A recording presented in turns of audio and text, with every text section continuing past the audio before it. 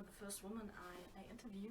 So the three main parts are women. Yeah. So do you think there must be much girl power to bring the book on big screen? I hope so. I mean, it was a pure accident that so many women were involved. I know that MGM spoke to a lot of directors before they settled on Thea, and not all of them were women by any stretch.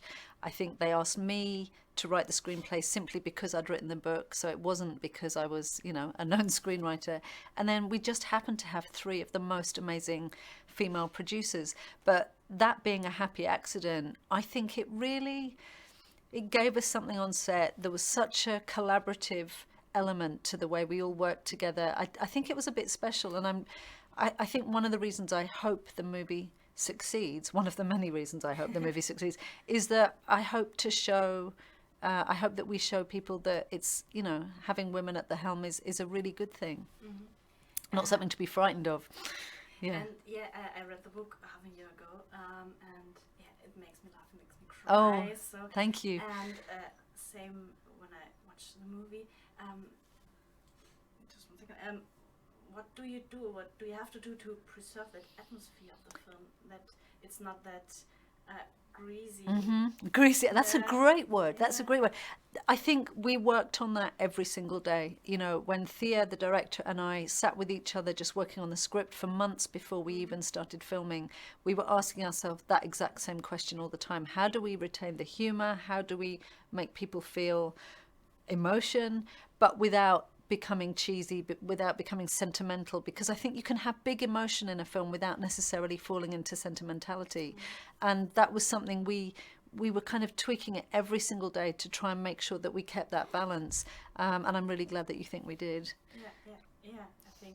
And I think you just shortened it.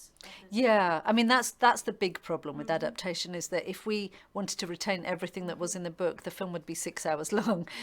So some things have to be lost, but the question we kept asking ourselves every day is, how do we retain those key things that people love? The bumblebee tights, the wheelchair dance, the red dress, all those things are so important, because we knew that readers love them, especially readers in Germany, which is of course my biggest market. So that was a daily conversation, and I was lucky enough to be on set every day, so we were still working on that right up until filming.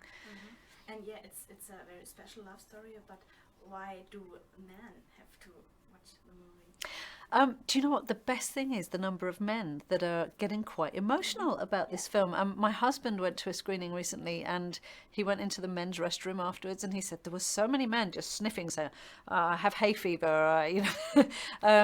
I think men will enjoy it because a lot of men will identify with Will. It will make them ask the question, what would I do if I were him?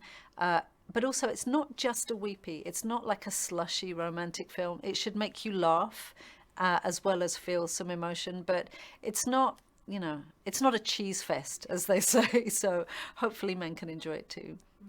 And Emilia and Sam, they fit perfectly. Yeah. How do you choose them, the cast? Well, Thea made the main decisions, but I know that for Louisa, she auditioned over 300 women.